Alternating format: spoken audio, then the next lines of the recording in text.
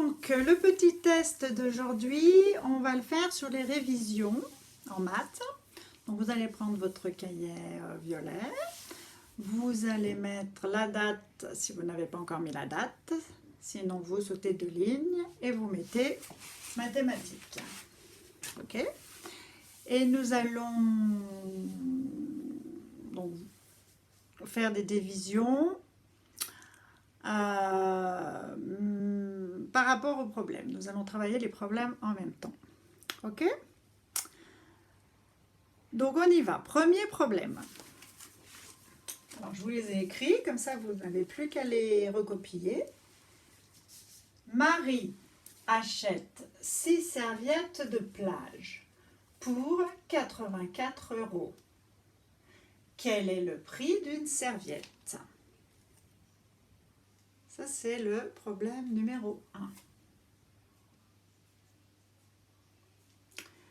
Problème numéro 2. Remarquez, on va faire un problème par un problème et on va corriger ensuite. OK? Donc, Marie achète 6 serviettes de plage pour 84 €. Quel est le prix d'une serviette? Vous mettez sur stop, vous écrivez ça et vous faites votre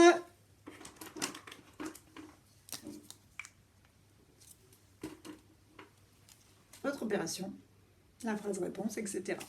Comme on fait en classe. Alors, n'oubliez pas d'écrire d'abord l'opération en ligne. D'accord? Allez, je vais faire la correction. On y va. Donc là, elle a acheté 6 serviettes de plage pour 84 €. D'accord? Ça veut dire que les 6 serviettes coûtent 84 €. Et là, on vous demande quel est le prix d'une seule serviette. Donc, nous allons prendre 84 € que nous allons diviser par 6. Et nous aurons ainsi le prix d'une seule serviette. OK? 84 divisé par 6 est égal. Alors, vous vous souvenez comment on fait? Je veux que ça soit bien établi comme sur la feuille là. Hein. Donc nous avons ici un trait. C'est ici que nous allons calculer notre division. Donc 84, bon, je vais peut-être le faire en rouge. Oh non, 84 divisé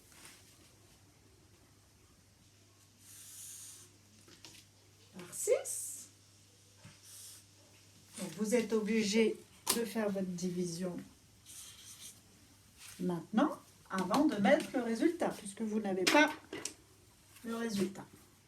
Donc, en 8, combien de fois 6? Il y va une fois. Une fois 6, 6. Je mets donc mon 6. Je fais ma soustraction. 8 moins 6, 2. Et je rabaisse mon 4. Dans la table de 6, donc combien de fois 24? En 24, combien de fois 6? Donc, pas combien de fois 24. Dans la table 6, qu'est-ce qui fait 24 ou qui s'en rapproche? Donc, 6 fois 4, 24. Donc, 4 fois 6, 24. Moins, reste 0. Ce n'est pas terminé. Nous allons mettre ce résultat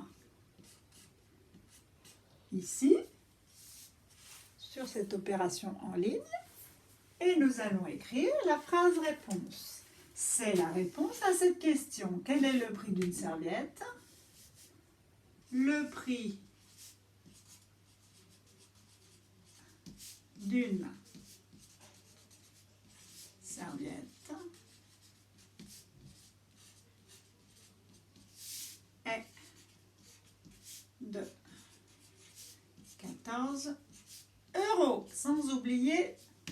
euros. Parce que 14 quoi, hein? 14 bouteilles, 14 règles. Non, il faut bien mettre 14 euros.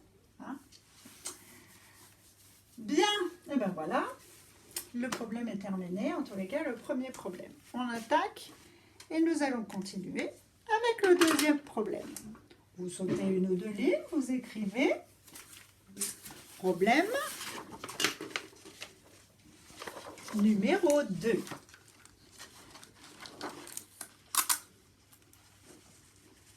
Alors, il arrive.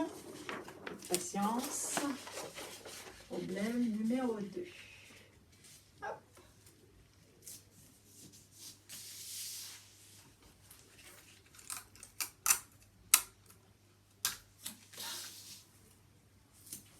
Voilà. Problème numéro 2. Alors, il y a 182 élèves dans l'école, répartis, c'est-à-dire dispatchés, en 7 classes. La question, quel est le nombre moyen d'élèves par classe? Alors, qu'est-ce qu'on fait? On va prendre 182, c'est le nombre d'élèves. Ah, j'attends que vous mettez sur stop parce que si je vais trop vite. Donc, sur votre cahier violet, vous écrivez problème numéro 2, le problème, et ensuite, vous faites le problème. C'est bon? Donc, une fois que vous avez résolu ce problème, nous allons le corriger. Alors, hop, nous allons bien sûr faire une division. Nous allons prendre 182 élèves. OK? Et nous allons diviser en 7. Nombre de classes. Comme ça, on saura combien il y a d'élèves dans chaque classe, dans une classe. OK? Est égal. Hop, 182 divisé par 7. Voilà. 182 divisé par 7. On peut commencer. On y va. On a combien de fois 7? On ne peut pas. Donc en 18, parce que 1 est plus petit, vous vous souvenez? En 18, combien de fois 7? 7 fois 3, 21, c'est beaucoup trop. Donc 7 fois 2. 7 fois 2, 14. 2 fois 7, 14. Nous mettons 14 sous le 18 et nous allons faire la soustraction. 18 moins 14, 4. J'abaisse mon 2. Donc 42, combien de fois 7? 6 fois 7, 42. Donc 6 fois 7, 42. Je mets mon 42 et il me reste 0.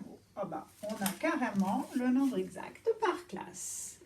Donc, le nombre exact d'élèves par classe. Donc, il y a 26 élèves par classe. Alors, le nombre d'élèves est de 20. Alors, le nombre moyen d'élèves par classe est de 26, où il y a 26 élèves par classe. Hein? Après, vous pouvez tourner la réponse comme vous le voulez. Donc, il y a 26 élèves par classe. 15 réponses. Bon, je ne l'ai pas marqué en rouge. C'est pas grave. Je vais la souligner. Et il y a 26 élèves par classe. Et voilà. Problème résolu. On continue. Troisième problème. Troisième problème.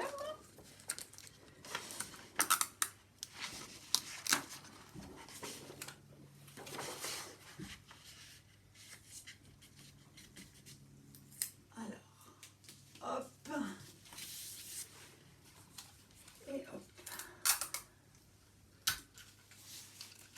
Problème numéro 3, vous écrivez. Sautez une ligne 2. Problème numéro 3.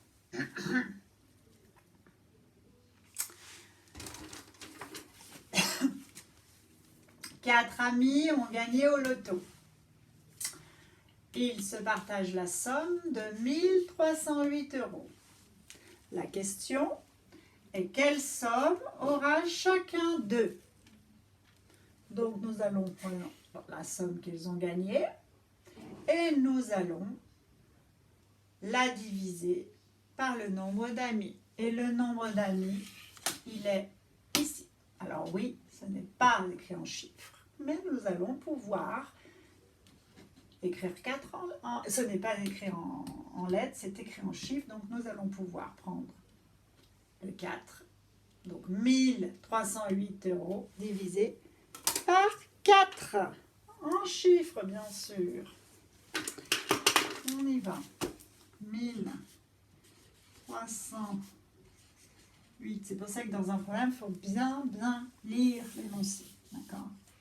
1 308 divisé par 4.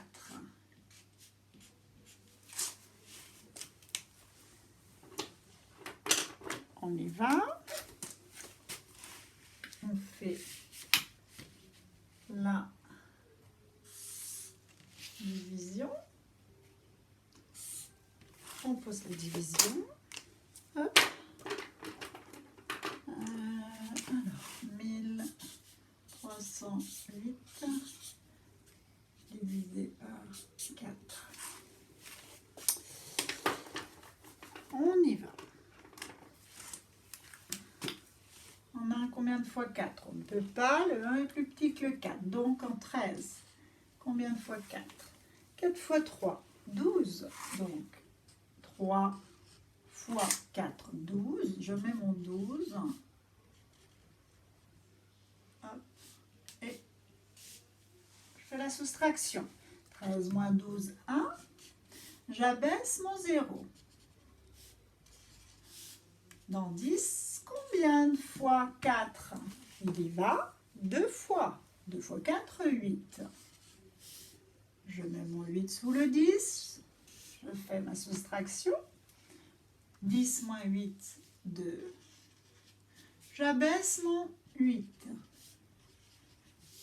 En 28, combien de fois 4?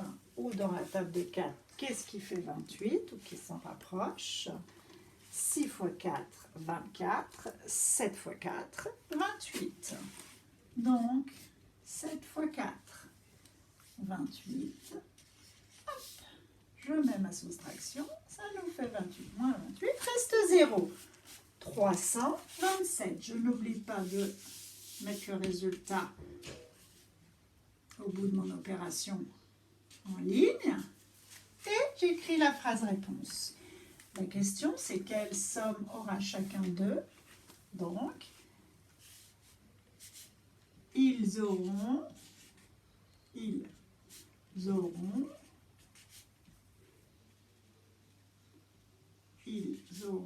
chacun,